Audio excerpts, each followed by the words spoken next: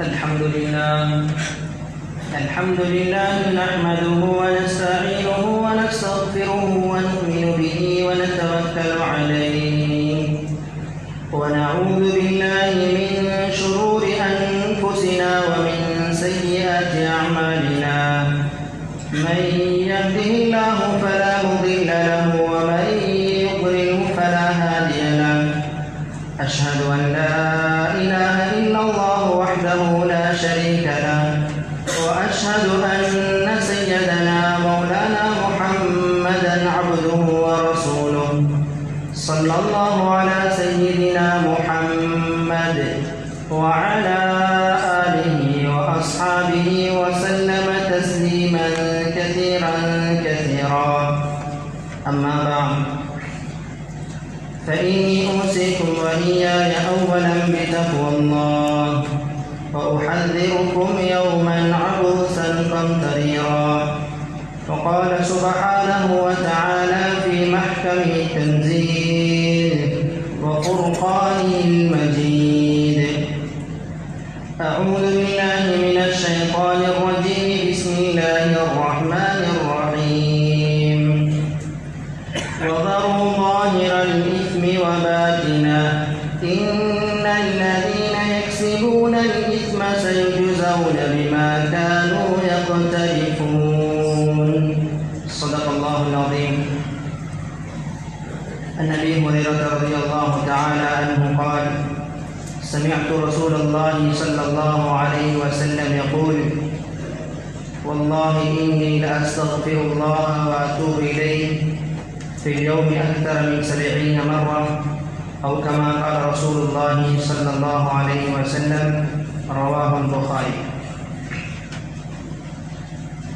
அனைத்து புகழும் புகழ்ச்சியும் இந்த உலகத்தை படைத்து பரிபாலம் செய்து கொண்டிருக்கக்கூடிய ஏகவல்லவன் அல்லாஹ் ஒருவனுக்கே உரித்தாகட்டும். அல்ஹம்துலில்லாஹ்.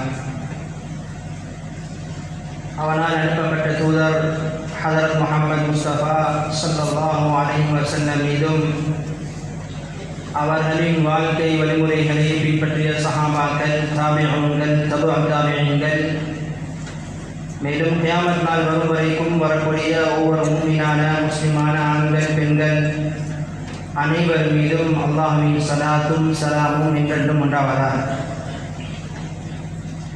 அல்லாஹ்வுடைய இல்லமாகிய பள்ளிவாசலில் இஹ்திகாஃப் நியத்துடன் வந்தமர்ந்திருக்கும் அல்லாஹ்வின் நல்லடியார்களே, இஸ்லாமிய நெஞ்சங்களே, அல்லாஹ் ஜல்ல சுப்ஹானஹு வ தஆலா நமது வாழ்க்கையில் எந்த விடயங்களை எடுத்து நடக்குமாறு நமக்கு ஏவில்லானோ பணித்துள்ளானோ அத்தகைய விடயங்களை நமது வாழ்க்கையில் எடுத்து நடக்குமாறும், இந்த விடயங்களை விட்டு தவிர்ந்து தூரமாகி ஒதுங்கி நடக்குமாறு நமக்கு தடுத்து விலக்கியுள்ளானோ அத்தகைய விடயங்களிலிருந்து முற்று முழுதாக தவிர்ந்து தூரமாகி ஒதுங்கி நடக்குமாறு முதலில் எனக்கும் அப்பால் உங்களுக்கும் நான் வசியத்தும் நசியத்தும் செய்து கொள்கிறேன். கண்ணியத்துக்குரிய அல்லாஹ்வின் நல்லடியார்களே, அல்லாஹ் ஜல்ல சுப்ஹானஹு வ தஆலா நமக்கு தந்திருக்கக்கூடிய நியாமத்தில் ஆக பெருமதியான ஒரு பாக்கியம், ஒரு நியாமத் இருக்கும் என்றால் அது ஈமானுடைய நியாமத். ஒரு முஸ்லிமாக, ஒரு முஃமினாக அல்லாஹ் நம்மை தெரிவு செஞ்சிருக்கக்கூடிய ஒரு நியாமத் தான் உலகத்தில் நமக்கு கிடைத்த பெரிய ஒரு நியாமத், ஒரு பாக்கியத்துக்குரிய நியாமத்.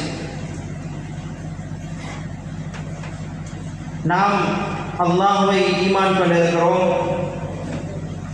உலகத்துடைய எல்லா விடயங்களுக்கும் அல்லாஹ் தான் சொந்தக்காரனாக இருக்கிறான். உலகத்தில் நிகழக்கூடிய எந்த விடயங்களாக இருந்தாலும், எதாவாக இருந்தாலும் எல்லாம் அல்லாஹ்வுடைய ஏற்பாடு. அல்லாஹ் முடிவு செய்ததான் உலகத்தில் நடத்தாட்டி கொண்டிருக்கிறான். அல்லாஹ் முடிவு செய்யாதது உலகத்தில் எதுவும் நடைபெறாது. முழு உலகத்துடைய படைப்பினங்கள் அனைவரும் ஒன்று சேர்ந்தாலும் அல்லாஹ்வுடைய முடிவில் எந்த ஒரு மாற்றத்தையும் ஏற்படுத்த முடியாது. அல்லாஹ் எதை முடிவு செய்திருக்கிறானோ அதை நடத்தாட்டி கொண்டிருக்கிறான். அவன் செய்யக்கூடிய விடயங்கள் அனைத்தும் எல்லாம் ஒரு நனவு, ஒரு கைதுக்கு தான் அல்லாஹ் செய்து கொண்டிருக்கிறான். வெளிரங்கத்தில் வெறு பார்வையில் எங்களுக்கு அது கெடுதியாக இருந்தாலும் அந்த விடயங்கள் அதை நனவாக தான் அல்லாஹ் அதில் இறுதியில் நடவை வைத்திருக்கிறான். அந்த ரகசியம் அல்லாஹ்வுக்கு மாத்திரம்தான் தெரியும். உலகத்தில் சிறந்தவர்கள் மலக்குமார்கள், நபிமார்கள், அவர்களுக்கும் அல்லாஹ் இந்த ரகசியத்தை படித்து கொடுக்கல. மாற்றமாக இந்த ரகசியம் அல்லாஹ் மாத்திரம் வைத்திருக்கக்கூடிய ஒரு அறிவு, ஒரு இல்ம்.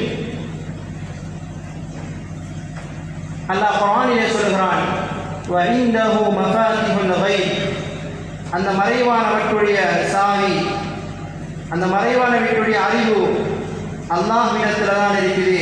லா யஅலமுஹா இல்லா ஹு, அல்லாஹ் சொல்கிறான், அதை அல்லாஹ்வை அன்றி வேறு யாருக்கும் இந்த அறிவை அல்லாஹ் கொடுக்கல. வயஅலமு மா ஃபில் பர்ரி வல் பஹர், கரையிலையும் கடலிலையும் நடக்கக்கூடிய விடயங்களையும் அல்லாஹ் அறிகின்றான். எல்லா விடயத்தையும் அறிகின்றான். இந்த அளவுக்கு அல்லாஹ் சொல்கிறான், வமா தஸ்குது மின் வரகத்தின் இல்லா யஅலமுஹா, ஒரு மரத்திலிருந்து ஒரு இலை விழுவதாக இருந்தாலும் அதுவும் அல்லாஹ்வுடைய ஏற்பாடு தான். அல்லாஹ்வுடைய முடிவின் பிரகாரம் தான் ஒவ்வொரு விடயமும் உலகத்தில் நடைபெற்றுக் கொண்டிருக்கின்றது.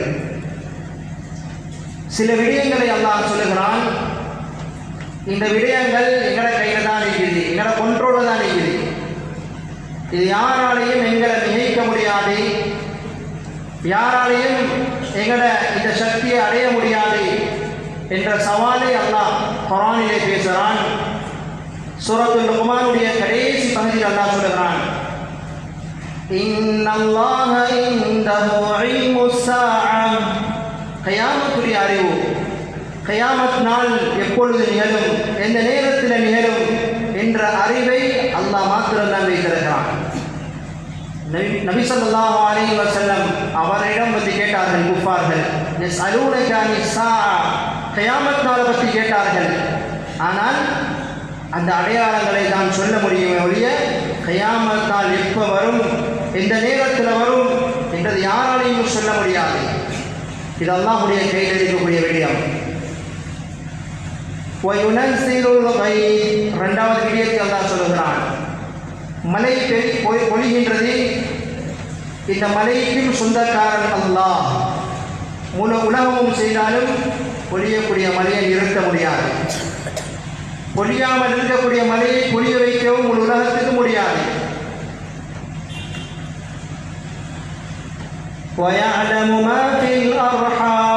அடுத்ததாக அல்லாஹ் சொல்கிறான், ஒரு குழந்தை தாயுடைய கற்பறையில் இருக்குது, அந்த குழந்தை எப்படியாப்பட்ட குழந்தை, அந்த குழந்தையுடைய முடிவு என்ன, அது மௌத்துக்கு பின்னால அடையக்கூடிய அடைவுகள் என்ன, உலகத்தில் அந்த குழந்தை வாழக்கூடிய சந்தர்ப்பத்தில் எவ்வளவு அனுபவிக்கும், எல்லா விடயத்தையும் அல்லாஹ் அறிந்திருக்கிறான். وَمَا تَدْرِي نَفْسٌ مَاذَا تَكْسِبُ غَدًا, அல்லாஹ் அடுத்ததாக சொல்கிறான், எந்த ஒரு மனிதனுக்கும் சொல்ல முடியாது நாளைக்கு அடுத்த நிமிடம் நான் எதை சம்பாதிப்பேன், நான் எதை கொள்வனம் செய்வேன் என்றது யாராலையும் சொல்ல முடியாது. وَمَا تَدْرِي نَفْسٌ بِأَيِّ أَرْضٍ تَمُوتُ, யாருக்கும் சொல்ல முடியாது நான் எந்த இடத்துல மௌத்தாகுவேன், எந்த நேரத்தில் மௌத்தாகுவேன் என்றது யாராலையும் சொல்ல முடியாது. இந்த விடயங்களுக்கெல்லாம் சொந்தக்காரன் அல்லாஹ். இந்த ஈமான தான் நாங்கள் ஈமான் கொண்டிருக்கிறோம். இந்த ரப்புல் ஆலமீன் அல்லாஹ்வை தான் நாங்கள் ஈமான் கொண்டிருக்கிறோம். இந்த ரப்புல் ஆலமீன் அல்லாஹ்வை தான் நாங்கள் நம்பியிருக்கிறோம். உலகத்துடைய எல்லா ஏற்பாடுகளும் அது அல்லாஹ்வுடைய ஏற்பாடு. அது எதாக இருந்தாலும் எல்லாம் அல்லாஹ்வுடைய ஏற்பாடு. அல்லாஹ் நினைத்த பிரகாரம் உலகத்தை நடத்தாட்டிக் கொண்டிருக்கிறான்.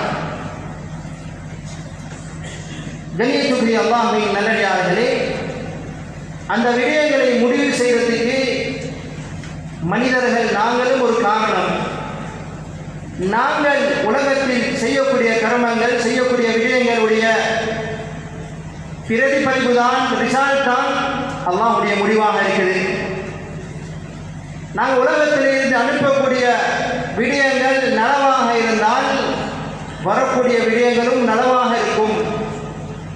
நாம் உலகத்தில் இருந்து அனுப்பக்கூடிய விடயங்கள் அல்லாஹ்வுடைய கோபத்தை சம்பாதிக்கக்கூடிய விடயமாக இருந்தால் அதனுடைய ரிசல்ட்டும் அது அல்லாஹ்வுடைய கோபத்தை, அதாவை தான் இறக்கும்.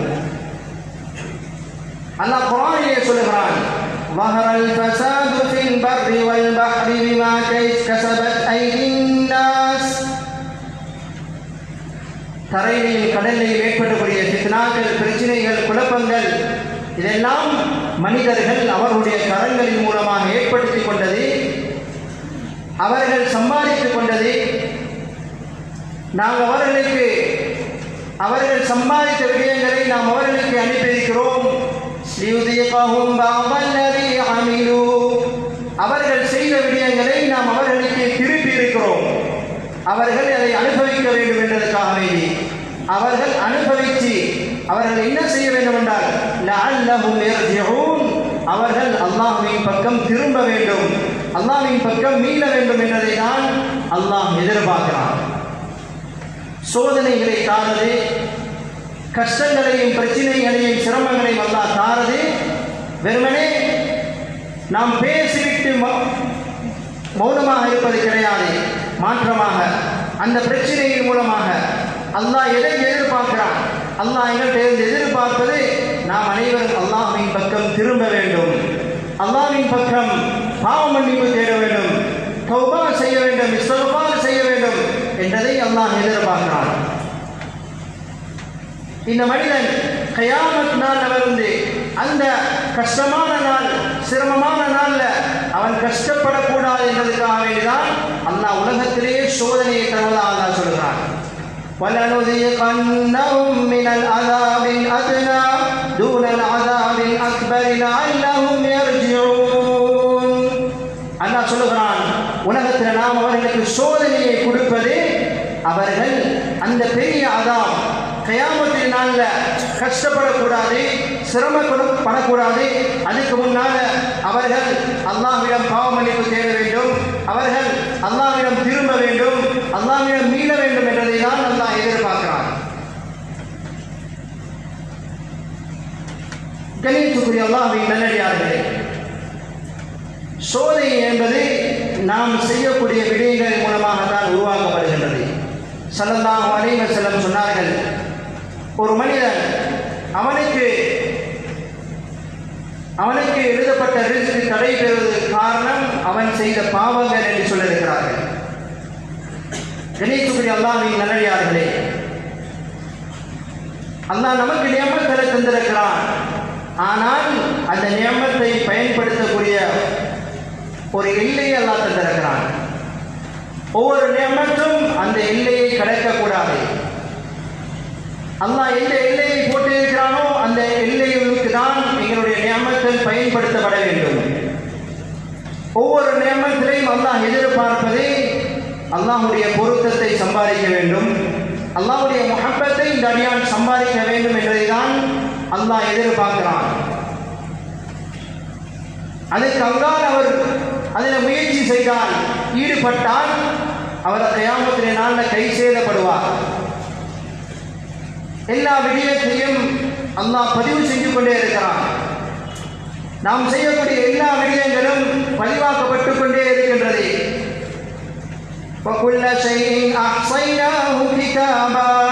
அந்த ஏடுல மலக்குமாரனை வைத்து அல்லாஹ் பதிவு செஞ்சு கொண்டிருக்கிறான். எந்த விடயமாக இருந்தாலும் சரி, கியாமத்தின் நாள்ல அந்த விடயங்களுக்கு கேள்வி கணக்கு இருக்கின்றது. கியாமத்தின் நாள்ல அல்லாஹ் சொல்லுகிறான், அல்-யௌம நக்திமு அலா அஃப்வாஹிஹிம் வ துகல்லிமுனா ஐதீஹிம் வ தஷ்ஹது அர்ஜுலுஹும் பிமா கானூ யக்ஸிபூன்.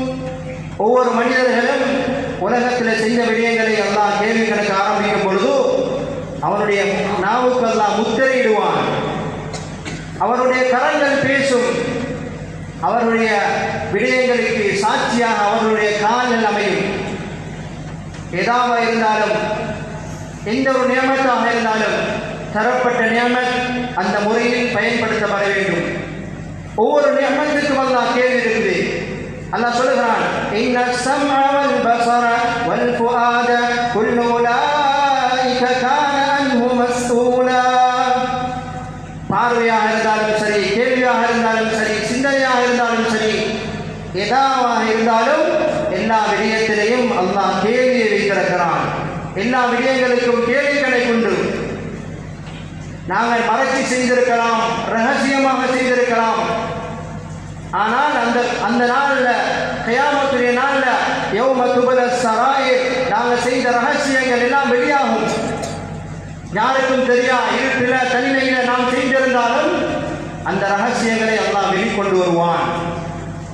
அதுக்கு முன்னால், அந்த நாளை சந்திக்கிறதுக்கு முன்னால் தான் அல்லாஹ் எதிர்பார்க்கிறது, இந்த அடியார்கள் அல்லாஹ்வின் பக்கம் திரும்ப வேண்டும், அல்லாஹ்வின் பக்கம் மீள வேண்டும் என்றதுக்காக தான் நாம் இவர்களுக்கு சோதனைகளை கொடுக்கிறோம்.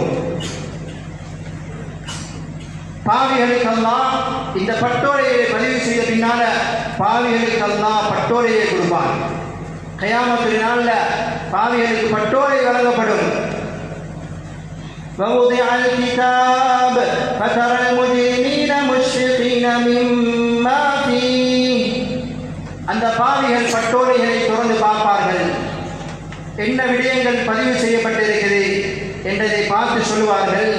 ويقولون يا ويلتنا ما لهذا الكتاب.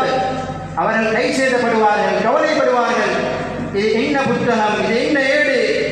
لا يغادر صغيرة ولا كبيرة إلا أحصاها. இந்த ஏட்டில் எல்லாமே பதிவு செய்யப்பட்டிருக்கிறது. நான் செய்த சிறிய ஒரு விடயமாக இருந்தாலும் சரி, பெரிய ஒரு விடயமாக இருந்தாலும் எந்த ஒரு விடயத்தையும் விட்டு வைக்காமல் அல்லாஹ் எல்லாத்தையும் பதிவு செய்திருக்கிறானே என்று அவர்கள் கவலைப்படுவார்கள். அந்த நிலைமையை அல்லாஹ் சொல்லுகிறான். எனவே கண்ணியத்துக்குரிய அல்லாஹ்வின் நல்லடியார்களே, இந்த நாளை அடைவதற்கு முன்னால் தான் அல்லாஹ் சோதனைகளை கொடுத்து, ஒவ்வொரு மனிதனுக்கும் அல்லாஹ் பிரச்சனைகளை கொடுத்து, சிரமங்களை கொடுத்து அல்லாஹ் எதிர்பார்ப்பது லஅல்லஹும் யர்ஜிஊன், அவர்கள் அல்லாஹ்வின் பக்கம் திரும்ப வேண்டும், அல்லாஹ்வின் பக்கம் பாவ மன்னிப்பு தேட வேண்டும் என்றதை தான் அல்லாஹ் எதிர்பார்க்கிறான். நாம் துனியாவுக்கு அனுப்பப்பட்ட விடயங்கள் அது ஏதோ ஒன்றுக்காக வேண்டி வாழ்ந்துவிட்டு செல்வதற்காக வேண்டி அனுப்பப்படவில்லை. மாற்றமாக ஒரு நோக்கத்தில் அல்லாஹ் நம்மை அனுப்பியிருக்கிறான். ஒரு நோக்கத்தை முன்வைத்து, ஆகிராவுடைய நோக்கத்தை முன்வைத்து அல்லாஹ் அனுப்பியிருக்கிறான். அதுக்காகவே தான் உலகத்திலே வாழ்க்கையை அல்லாஹ் இப்படியாப்பட்ட சோதனையை, பிரச்சனைகளை கொண்டு ஒரு எல்லையை வைத்து அல்லாஹ் நமக்கு விதித்திருக்கின்றான். அந்த விதிகளை மீறுவோம் என்றால் மௌத்துக்கு பின்னால் நாம் நஷ்டவாளிகள் ஆகுவோம். அல்லாஹ் குர்ஆனிலே சொல்கிறான், فَأَمَّا مَنْ طَغَى وَآثَرَ الْحَيَاةَ الدُّنْيَا. யார் அல்லாஹ்வுடைய வரம்பை மீறுகிறார்களோ, அதுக்கு மாற்றம் செய்கிறார்களோ, வாழ்க்கையை துனியாவுக்கு என்று அர்ப்பணிக்கிறார்களோ, இவர்களுடைய முடிவு என்னென்றால் فَإِنَّ الْجَحِيمَ هِيَ الْمَأْوَى. அவர்களுடைய ஒதுங்கும் தலம் நரகம் என்பதை அல்லாஹ் சொல்கிறார். கண்ணியத்துக்குரிய அல்லாஹ்வின் நல்லடியார்களே, இந்த நாளைகளை சந்திக்க முன்னால்தான் அல்லாஹ் எங்கள்கிட்ட எதிர்பார்க்கிறது, அல்லாஹ்வின் பக்கம் மீள வேண்டும், தௌபா செய்ய வேண்டும், இஸ்திக்ஃபார் செய்ய வேண்டும். அல்லாஹ்வுடைய ரஹ்மத் அது விசாலமானது. எங்கள பாவங்களை விடவும் அல்லாஹ்வுடைய ரஹ்மத் விசாலமானது. அல்லாஹ் குர்ஆனில் சொல்றான், வரஹ்மதி வஸிஅத் குல்ல ஷை. உலகத்தில் உள்ள எல்லா விடயங்களை விடவும் அல்லாஹ்வுடைய ரஹ்மத் விசாலமாக இருக்கின்றது. நாம் எவ்வளவு பெரிய பாவம் செய்திருக்கிறோம், நாம் பாவ மன்னிப்பு தேடினால் பாவத்தை அல்லாஹ் மன்னிப்பானா என்று நாம் யோசிக்க தேவையில்லை. மாற்றமாக அல்லாஹ்வுடைய ரஹ்மத், அன்பு, இரக்கம் அது விசாலமாக இருக்கின்றது. உலகத்தில் அல்லாஹ்வுடைய அஸாப் இறங்குறதுக்கு தடையாக இருப்பது நாம் செய்த பாவ மன்னிப்பு தான். அல்லாஹ் நபியை பார்த்து சொல்லுகிறான், وَمَا كَانَ اللَّهُ لِيُعَذِّبَهُمْ وَأَنْتَ فِيهِمْ. நபியே ஸல்லல்லாஹு அலைஹி வஸல்லம், நீங்கள் இந்த கூட்டத்தில் இருக்கும் பொழுது அல்லாஹ்வுடைய அஸாப் வேதனை உலகத்துக்கு இறங்காது. அதே போன்று وَمَا كَانَ اللَّهُ مُعَذِّبَهُمْ وَهُمْ يَسْتَغْفِرُونَ. இந்த கூட்டத்தினர்கள் அல்லாஹ்விடம் பாவ மன்னிப்பு தேடும் பொழுதும் அல்லாஹ் அஸாபை இறக்க மாட்டான் என்று அல்லாஹ் சொல்கிறான். உலகத்துக்கு அஸாபை நிறுத்துறது எங்களுடைய பாவ மன்னிப்பாக இருக்கும், எங்களுடைய தௌபாவாக இருக்கும், எங்களுடைய இஸ்திக்ஃபாராக இருக்கும். நாம் செய்த விடயங்கள் நமக்கு தான் தெரியும். என்னுடைய பார்வை, என்னுடைய கேள்வி, என்னுடைய சிந்தனை, உடைய நேரங்கள் எதில் கழிகின்றது, என்ற இரவு, என்னுடைய பகல், என்னுடைய ரகசியம் எந்த நிலைமையில் கழிகின்றது என்பது நாம் ஒவ்வொருத்தரும் தான் அறிகின்றோம், தெரிகின்றோம். இந்த விடயங்கள் எங்களுக்கும் அல்லாஹ்வுக்கும் மாத்திரம்தான் தெரியும். இந்த விடயங்களுக்குரிய முற்றுப்புள்ளி நம்முடைய தௌபாவும் இஸ்திக்ஃபாரும் ஆக வேண்டும். அல்லாஹ் மன்னிக்கக்கூடியவன், அல்லாஹ் தௌபாக்களை ஏற்றுக்கொள்ளக்கூடியவன், அல்லாஹ் சந்தர்ப்பத்தை தந்திருக்கிறான். ஒரு மனிதனுடைய ரூஹ் அவனுடைய தொண்டைக்குள்ளே வந்து அடையும் என்றால் அவனுடைய தௌபாவுடைய வாசல் மூடிவிடும். அதுக்கு பின்னால் அவன் எவ்வளவு கெஞ்சினாலும் கதறினாலும் அல்லாஹ் மன்னிக்க போறதில்லை. அதுக்கு முன்னால் அல்லாஹ் நமக்கு சந்தர்ப்பத்தை தந்திருக்கிறான். அல்லாஹ் நெருக்கமாக இருக்கிறான் நம்முடன். அல்லாஹ் நபியை பார்த்து சொல்கிறான், وَإِذَا سَأَلَكَ عِبَادِي أَنِّي فَإِنِّي قَرِيبٌ. நபியே ஸல்லல்லாஹு அலைஹி வஸல்லம், என்னுடைய அடியார்கள் என்னை பற்றி வந்து கேட்டால் சொல்லுங்கள், فَإِنِّي قَرِيبٌ, நான் அவருடன் மிகவும் நெருக்கமாக இருக்கிறேன். உஜீபு தாவத்த தாஇ இதா தஆன். ஒரு அடியான் என்னின் பக்கம் பாவ மன்னிப்பு தேடுகிறான், என்னின் பக்கம் அழைக்கின்றான் என்றால் அவனுடைய பாவத்தை மன்னிக்க நான் காத்துக் கொண்டிருக்கிறேன். فَلْيَسْتَجِيبُوا لِي وَلْيُؤْمِنُوا بِي لَعَلَّهُمْ يَرْشُدُونَ. அவர்கள் என்னுடைய நம்பிக்கையோட அல்லாஹ்வுடைய பாவத்தை மன்னிப்பான் என்ற உறுதியுடன் அவர்கள் பாவ மன்னிப்பு கேட்டால் அல்லாஹ் மன்னிக்க காத்துக் கொண்டிருக்கிறான். இன்னொரு இடத்துல அல்லாஹ் சொல்கிறான், قُلْ يَا عِبَادِيَ الَّذِينَ أَسْرَفُوا عَلَى أَنفُسِهِمْ لَا تَقْنَطُوا مِنْ رَحْمَةِ اللَّهِ. பாவியான அடியார்களை பார்த்து அல்லாஹ் சொல்கிறான், நபியே சொல்லுங்க, பாவம் செஞ்சு செஞ்சு தன்னை நினைத்து கொண்டவர்கள் அவர்களுக்கு சொல்லுங்க, லா தக்னது மின் ரஹ்மத்தில்லாஹ், அல்லாஹ்வுடைய ரஹ்மத், அல்லாஹ்வுடைய அன்பை விட்டு நிராசையாக வேண்டாம். இன்னல்லாஹ யக்ஃபிரு ذுனூப ஜமீஆ, நிச்சயமாக அல்லாஹ் எல்லா பாவங்களை மன்னிக்கக்கூடியவன். இன்னஹு ஹுவல் கஃபூருர் ரஹீம், அடியார்களுடன் அவன் மிகவும் மன்னிக்கக்கூடியவனாகவும் இருக்கிறான், மிகவும் அன்பாளனாகவும் இருக்கிறான் என்பதை நபியே சொல்லுங்க. கண்ணியத்துக்குரிய அல்லாஹ்வின் நல்லடியார்களே,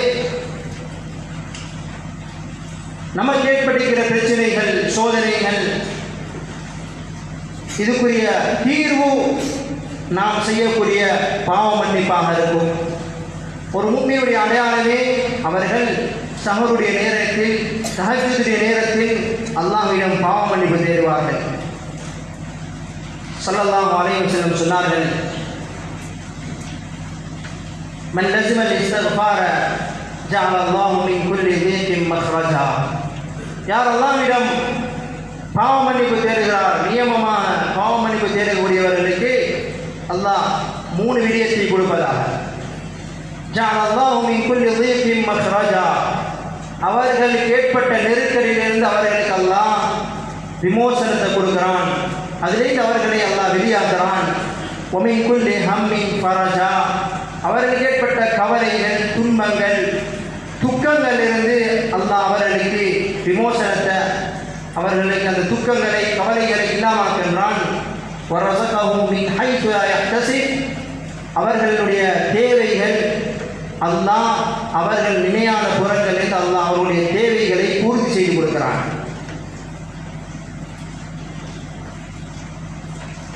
கண்ணியத்துக்குரிய அல்லாஹ்வின் நல்லடியார்களே, எனவே பாவ மன்னிப்பின் மூலமாக அல்லாஹ் ஜல்ல சுப்ஹானஹு வ தஆலா இவ்வளவு நன்மைகளையும் நலவுகளையும் அல்லாஹ் எங்களுக்கு வைத்திருக்கிறார்.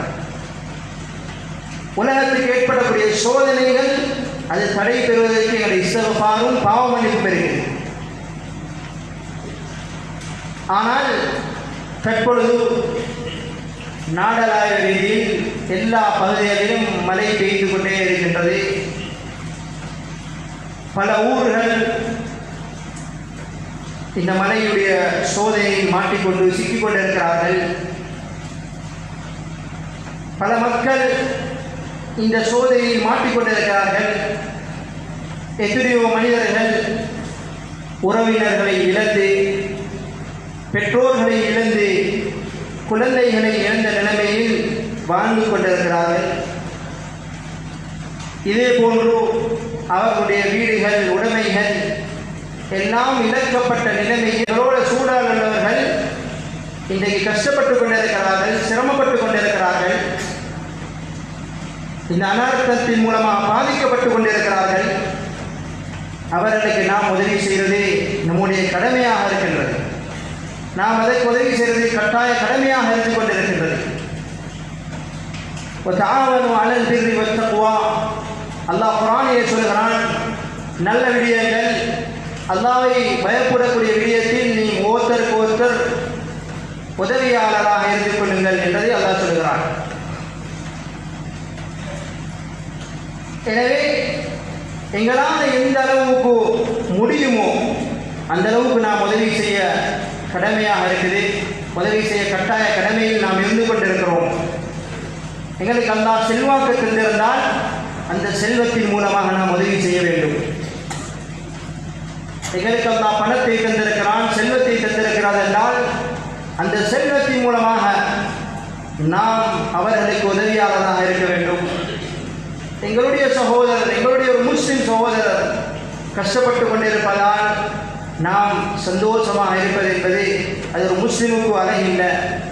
ஸல்லல்லாஹு அலைஹி வஸல்லம் சொன்னார்கள், ஒரு முஃமின், ஒரு முஸ்லிம் என்று சொன்னால் பிற முஸ்லிமுக்கு நிகழ்ந்த கவலைகள், கஷ்டங்களில் இவரும் பங்குதாரியாக ஆக வேண்டும், இவருக்கும் அதே கவலை, கஷ்டம் இருக்க வேண்டும் என்பதை ஸல்லல்லாஹு அலைஹி வஸல்லம் சொன்னார்கள். எனவே எங்களால் பணம் ரீதியாக உதவி செய்ய முடியுமாக இருந்தால் நாம் உதவி கரங்களை நீட்ட வேண்டும். எங்களுக்கு அந்த அளவு வசதி இல்லை, மாற்றமாக எங்களுக்கு அல்லாஹ் தேக ஆரோக்கியத்தை தந்திருக்கிறதா, உடம்புல ஒரு பலத்தை தந்திருக்கிறான் என்றால் எங்களோட உடம்பு ரீதியாக ஏதோ முயற்சிகளை செய்ய முடியும். நாம் அவர்களுடைய பகுதிகளுக்கு போயிட்டு அவர்களுக்கு என்ன உதவி செய்ய இயலுமோ அந்த உதவிகளை நாம் செய்வது, அல்லது எங்களால் அதுவும் முடியவில்லை என்றால் நாம் அவர்களுக்கு ஆறுதலாக சொல்லுவது. ஆறுதல் சொல்லுவதும் அதையும் எங்களுடைய மார்க்கம், எங்களுடைய தீன் வலியுறுத்துகின்றது. ஒரு ஜனாசா நிகழ்ந்துவிட்டால் அந்த ஜனாசாவுடைய வீட்டுக்கு 3 நாளைக்கு ஆறுதல் சொல்வது சுன்னத். இப்படியாப்பட்ட நிகழ்வுல எவ்வளவு கவலையுடன், எவ்வளவு அவருடைய செல்வாக்கையும் செல்வத்தையும் இழந்து கொண்டு அவர்கள் எவ்வளவு துக்கத்தில் இருக்கக்கூடிய விடயங்களில் அவர்கள் ஈடுபட்டு கொண்டிருக்கிறார்கள். இந்த நேரத்தில் நாம் சொல்லக்கூடிய ஒரு வார்த்தை, ஒரு ஆறுதல், அல்லாஹ்வுக்காக சொல்லக்கூடிய ஒரு வார்த்தையாக இருந்தாலும் அதற்கும் நன்மை இருக்கின்றது. ஸல்லல்லாஹு அலைஹி வஸல்லம் சொன்னார்கள், ஒரு முஸ்லிமுடைய ஆறுதல் சொல்வதற்காக ஒரு முஸ்லிம் பங்களிக்கிறார், ஒரு வார்த்தையை சொல்லுகிறார், இவருக்கு எப்படியாப்பட்ட கூலி என்றால் சொர்க்கத்தில் அல்லாஹ் அவர்களுக்கு ஆடை அணிவிக்கின்றான். ஆறுதல் சொல்றது லேசான நன்மை இல்லை. இன்னும் சொல்லப்பட்டிருக்கிறது, ஒரு முஸ்லிமுடைய கஷ்டத்தில் பங்கு கொள்கிறார், ஒரு முஸ்லிமுடைய தேவையில் பங்கு கொள்கிறார் என்றால் இது எவ்வளவு சிறப்பான நன்மை என்றால் மஸ்ஜிதில் வந்து இஅ்திகாஃப்ல இருந்து அமல் செய்வதை விடவும் சிறந்தது. எங்களால் அதுதான் முடியவில்லை என்றால் நாம் ஒரு துஆவாவது வழிகள் செய்யணும். எங்களுக்கு அது முடியும். எங்கள் நேரத்தை ஒதுக்கி அவர்களுக்காக வேண்டி துஆ செய்வது, அவர்களுக்காக வேண்டி இஸ்திக்ஃபார் செய்வது, அவர்களுக்காக வேண்டி பாவ மன்னிப்பு தேடுவது, இது ஆகப்பெரிய நன்மையை கொண்டு சேர்க்கும். ஸல்லல்லாஹு அலைஹி வஸல்லம் சொன்னார்கள், மன் நஃபஸ அன் முஃமினின் குர்பத்தன் மின் குரபித் துன்யா, யார் ஒரு முஃமின் ஏற்பட்டிருக்கக்கூடிய சிரமங்கள் கஷ்டங்கள் இருந்து அவர்களை விடுவிக்கக்கூடிய விடயத்தில் ஈடுபடுகிறாரோ அவர்களுக்கு அல்லாஹ் எப்படியாப்பட்ட கூலியை கொடுக்கிறான் என்றால், நஃபஸல்லாஹு குர்பத்தன் மின் குரபி யௌமில் கியாமா, கயாமத்துடைய நாளில் ஏற்படக்கூடிய சோதனைகள் கஷ்டங்களிலிருந்து அவர்களுக்கு அல்லாஹ் விமோசனத்தை, அவர்களுக்கு அல்லாஹ் அந்த சிரமங்களுக்கு அல்லாஹ் லேசாக்குறான். துனியாவில் செய்யக்கூடிய சின்ன அமல்கள் தான், ஆனால் பெரிய கூலியை அல்லாஹ் வைத்திருக்கிறான். அவர்கள் எப்படியாப்பட்டவர்கள், அவர்களுக்கு ஏற்பட்டிருக்கிற சோதனை இன்று ஏற்பட்டிருக்கிற அவர்களுக்கு நாளைக்கு நமக்கும் நடக்கலாம். சதகா என்பது, அது ஸல்லல்லாஹு அலைஹி வஸல்லம் சொன்னார்கள், அஸ்ஸதகா ரத்துல் பலா, சதகா கொடுப்பது, அல்லாஹ்வுடைய பாதையில் தர்மம் செய்வது, அது நமக்கு ஏற்படக்கூடிய சோதனை நம்மை பாதுகாக்கும். நமக்கு ஏற்படக்கூடிய மோசமான மரணங்கள் இருந்து நம்மை பாதுகாக்கும். அது சதகாவுடைய அல்லாஹ் வைத்திருக்கக்கூடிய கூலி. கண்ணியமிக்க அல்லாஹ்வின் நல்லடியார்களே, நாம் சிந்திக்க வேண்டும், நாம் அதில் செயல்பட வேண்டும். நாம் குறைந்தது நம்மால் எது முடியுமோ அதில் நாம் ஈடுபட வேண்டும். எங்களோட பாவங்கள், நாங்கள் செய்த பாவங்களும் சில நேரம் நம்மளுடைய சகோதரர்கள் அதை அனுபவித்துக் கொண்டிருக்கிறார்கள். எங்களுக்கு ஏற்படுகின்ற சோதனைகள் அவர்களுக்கு ஏற்பட்டிருக்கின்றது. சிலர்கள் செய்யக்கூடிய பாவங்கள் அது முழு கூட்டத்திற்கும் அது சோதனையாக அமையும். உலகத்தில் இதே மாதிரி முன்னால் வாழ்ந்த சமுதாயங்கள் அவர்கள் இதே போன்ற சோதனைகளில் கஷ்டப்பட்டார்கள், அழிக்கப்பட்டார்கள். மலைகளின் மூலமாக, காற்றின் மூலமாக, சத்தங்களின் மூலமாக அவர்கள் அழிக்கப்பட்டார்கள். நாங்கள் அந்த சோதனைகளிலிருந்து பாதுகாப்பு பெற வேண்டும் என்றால் நாம் முதலாவது அல்லாஹ்விடம் பாவ மன்னிப்பு தேட வேண்டும். இரண்டாவது, சோதனையில் மாட்டிக்கொண்டவர்கள், சிக்கிக்கொண்டவர்களுக்கு நாம் உதவிக்கரங்கள் நீட்ட வேண்டும். எங்களுக்கு அல்லாஹ் சில நியமங்களை தந்திருக்கிறான்.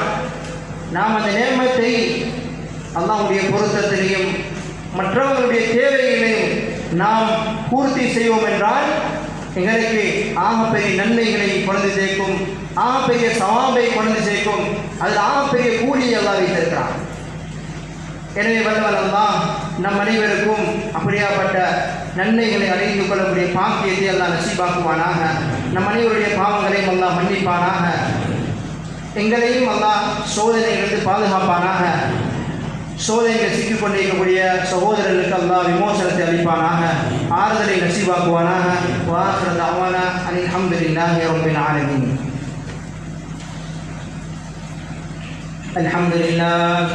الحمد لله نحمده ونستعينه ونستغفره ونؤمن به ونتوكل عليه ونعوذ بالله من شرور أنفسنا ومن سيئات أعمالنا. من يهده الله فلا مضل له ومن يضلله فلا هادي له. أشهد أن لا إله إلا الله وحده لا شريك له وأشهد أن سيدنا مولانا محمدا عبده ورسوله. صلى الله على سيدنا محمد وعلى آله وأصحابه وسلم تسليما كثيرا كثيرا. أما بعد، فإني أوصيكم وإياي أولا بتقوى الله وأحذركم يوما عبوسا قمطريرا. قال النبي صلى الله عليه وسلم في خطبته المباركة: يا أيها الناس توبوا إلى الله قبل أن تموتوا وبادروا بالأعمال الصالحة قبل أن تشتغلوا عنها هرما ناظرا ومرضا حابسا وموتا خالصا.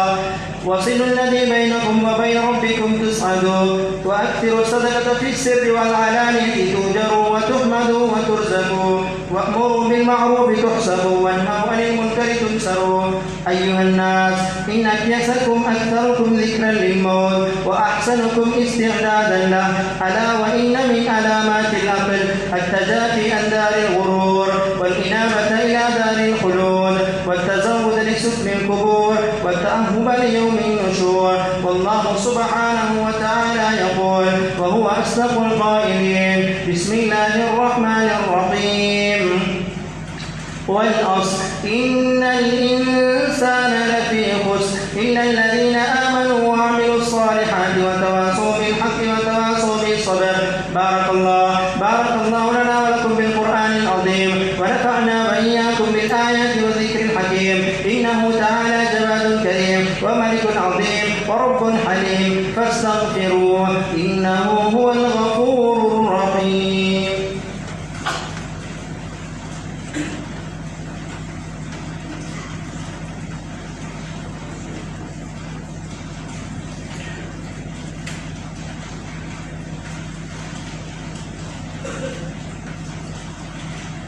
الحمد لله نحمده ونستعينه ونستغفره ونؤمن به ونتوكل عليه ونعوذ بالله من شرور أنفسنا ومن سيئات أعمالنا. من يهده الله فلا مضل له ومن يضلله فلا هادي له.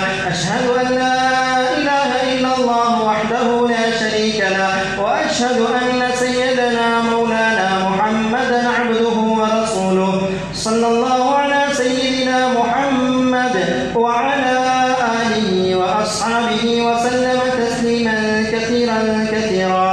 أما بعد فإني أوصيكم وإياي أولا بتقوى الله، فإن الله مع الذين اتقوا والذين هم محسنون. واعلموا عباد الله أن الله تعالى أمركم أمرا عظيما وبدأ بنفسه تعظيما وثنى بملائكته المسبحة بقدسه تكريما وقال جل جلاله عظيما: إن الله وملائكته يصلون على النبي يا أيها الذين آمنوا صلوا عليه وسلموا تسليما. اللهم صل على سيدنا محمد النبي الأمي وعلى آله وصحبه وسلم.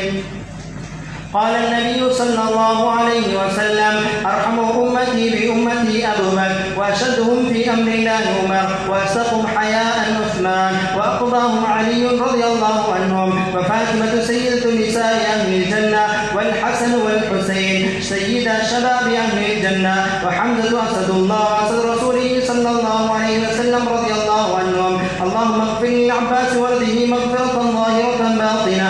الله في أصحابه لا تتخذهم غرضا من بعده، فمن أحبهم فبحبي أحبهم ومن أبغضهم فببغضي أبغضهم. وخير أمتي قرني ثم الذين يلونهم ثم الذين يلونهم. اللهم اغفر لنا وللمؤمنين والمؤمنات والمسلمين والمسلمات. اللهم وفقنا لما تحب وترضى واجعل آخرتنا خيرا من الأولى. اللهم إنا نعوذ بك من جهد البلاء ودرك الشقاء وسوء القضاء وشماتة الأعداء. ربنا اغفر لنا ولإخواننا الذين سبقونا بالإيمان ولا تجعل في قلوبنا غلا للذين آمنوا ربنا إنك رؤوف رحيم.